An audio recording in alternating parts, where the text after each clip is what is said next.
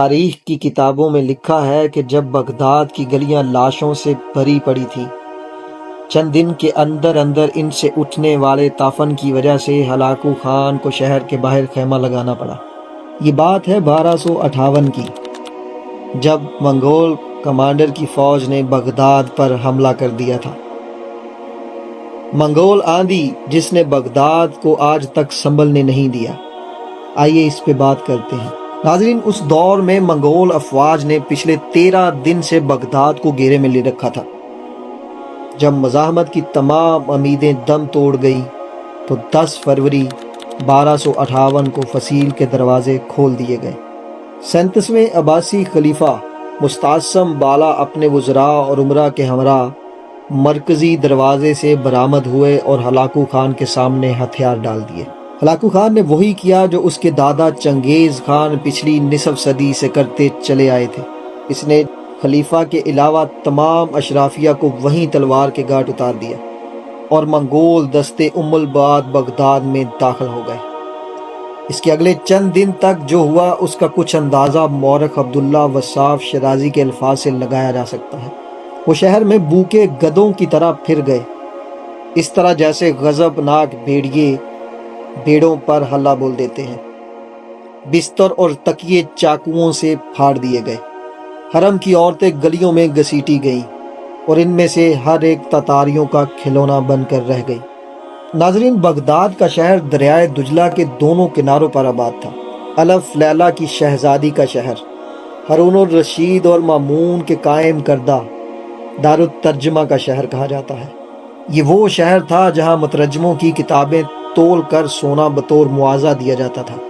یہ دلکشا مسجدوں، وسیع کتب خانوں، عالی شان محلات اور سرسبز باغات، لباب بازاروں، علم افروز مدرسوں اور پرتعاش حماموں کا شہر تھا۔ اس بات کا درست تخمینہ لگانا مشکل ہے کہ کتنے لوگ اس قتل عام کا شکار ہوئے۔ مورخین کا اندازہ ہے کہ 2 لاکھ سے لے کر 10 لاکھ لوگ تلوار، تیر یا بھالے کی گھاٹ اتار دیے گئے۔ اسی دوران عظیم الشان محل کو آگ لگائی گئی۔ اس میں استعمال ہونے والے آبنوس اور صندل کی قیمتی لکڑی کی خوشبو آس پاس کے علاقوں اور فضاؤں میں پھیلی بدبو میں مدموم ہو گئی۔ ناظرین، ہلاکو خان نے 29 جنوری 1257 کو بغداد کے محاصرے کا آغاز کیا تھا۔ حملے سے پہلے اس نے خلیفہ معتصم کو خط لکھا: لوہے کے سوئے کو مکہ مارنے کی کوشش نہ کرو، سورج کو بجھی ہوئی موم بتی سمجھنے کی غلطی نہ کرو، بغداد کی دیواریں فوراً گرا دو، اس کی خندقیں پاٹ دو، حکومت چھوڑ دو اور ہمارے پاس آ جاؤ۔ اگر ہم نے بغداد پر چڑھائی کی تو تمہیں گہری ترین پاتال میں پناہ ملے گی، نہ بلند ترین آسمان میں۔ ناظرین، یہ تھا خط ہلاکو خان کا جو 1257 کو اس نے خلیفہ بغداد کو لکھا۔ لیکن اس وقت مسلم ریاست قائم تھی۔ 37ویں عباسی خلیفہ معتصم بالا کی شان و شوکت تو نہیں تھی جو ان کی عظیم و شان آباء و اجداد کے حصے میں آئی تھی، لیکن پھر بھی مسلم دنیا کے بیشتر حصوں میں ان کا سکہ چلتا تھا اور خلیفہ کا زعم تھا کہ اس پر حملے کی خبر سن کر مراکش سے لے کر ایران تک سبھی مسلمان اس کے سامنے سیسا پلائی دیوار بن جائیں گے۔ چنانچہ خلیفہ نے ہلاکو خان کو جواب میں لکھا: نوجوان، 10 دن کی خوش قسمتی سے تم خود کو کائنات کا مالک سمجھنے لگے ہو۔ جان لو کہ مشرق تا مغرب خدا کے ماننے والے اہل ایمان میری رایا میں ہیں، سلامتی سے لوٹ جاؤ۔ ناظرین، ہلاکو خان کو اپنے منگول سپاہیوں کی صلاحیتوں پر پورا اعتماد تھا۔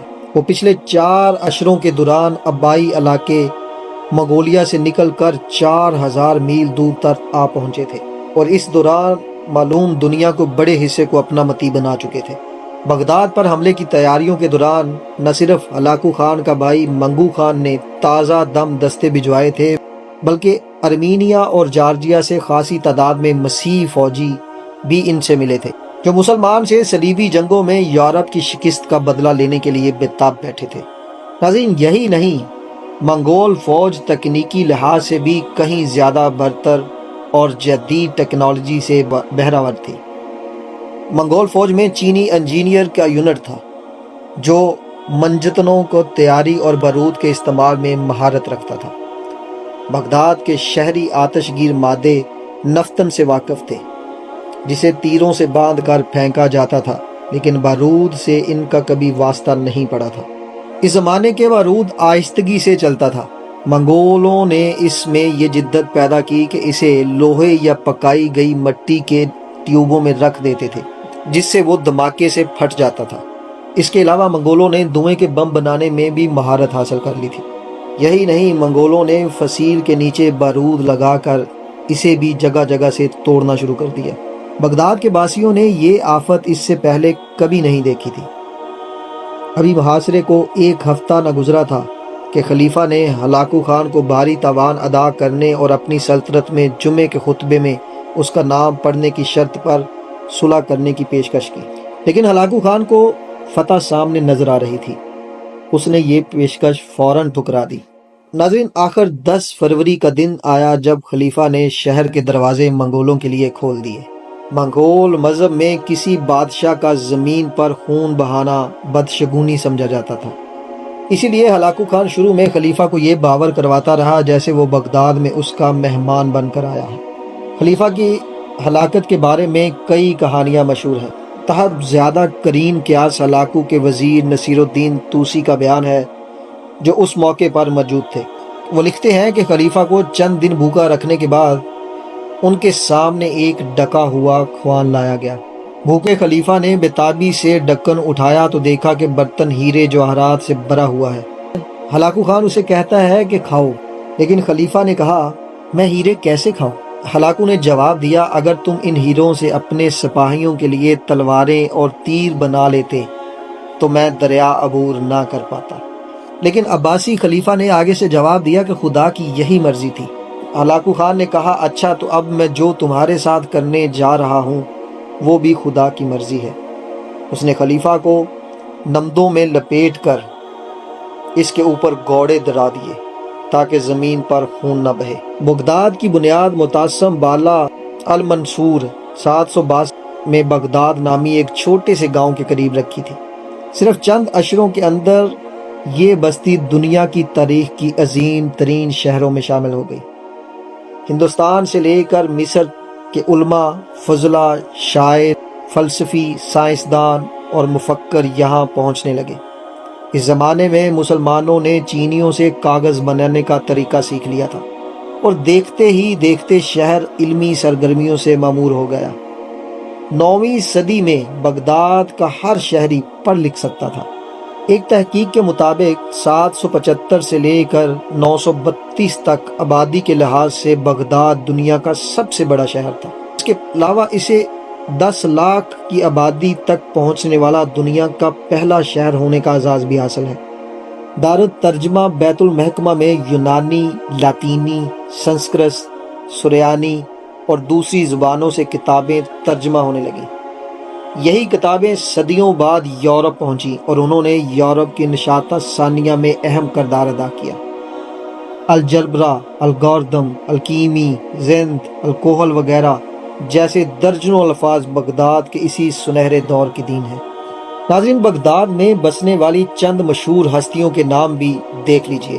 جابر بن حیان، جدید کیمسٹری کا بانی، الخوارزمی، الجبرا کا بانی، الکندی، الرازی، مشہور فلسفی، الغزالی، مشہور مفکر، ابو نواس، عظیم عربی شاعر، شیخ سعدی، عظیم فارسی شاعر، زریاب، مشہور موسیقار، طبرہ، مشہور تاریخ دان، امام ابو حنیفہ، امام احمد بن جنبل، امام ابو یوسف، مذہبی رہنما۔ آج سے ٹھیک 760 برس قبل بغداد پر چلنے والی ایک ناگہانی منگول آندھی نے میسوپوٹیمیا کی ہزاروں سالہ تہذیب کے قدم ایسے اکھاڑے کہ آج تک سنبھل نہیں پائے۔ یہی نہیں بلکہ اس کے بعد سے آج تک کوئی مسلم شہر بغداد کی شان و شوکت کے عشیر تک بھی نہیں پہنچ سکا۔ بعض ماہرین نے لکھا ہے کہ مغربی تہذیب صرف اسی وجہ سے پھل پھول سکی کہ منگولوں نے اس وقت کی برتر مسلم تہذیبوں کو تباہ کر کے مغرب کے لیے راستے ہموار کر دیے تھے۔ ناظرین، امید کرتا ہوں کہ آپ کو ہماری ویڈیو پسند آئی ہوگی۔ ایسی ورلڈ نالج اور ہسٹوریکل ویڈیو دیکھنے کے لیے آپ سے گزارش ہے کہ چینل کو سبسکرائب کریں، گھنٹی کے بٹن پر پریس کریں تاکہ آنے والی ویڈیو کا نوٹیفیکیشن آپ تک بآسانی پہنچ سکے۔ جزاک اللہ۔